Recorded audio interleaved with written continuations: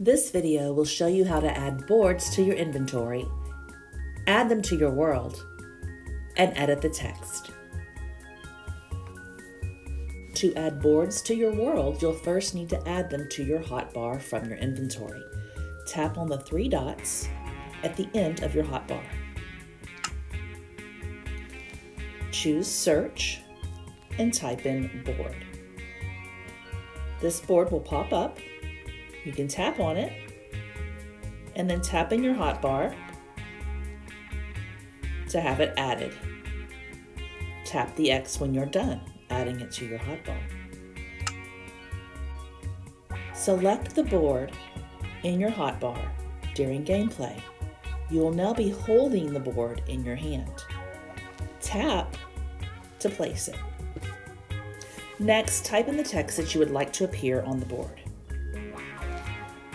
The lock button will prevent others who enter your world from changing your boards. Tap X to close out of that board. Anytime you want to make changes to a board, you can walk up to that board, tap on it, and edit the text.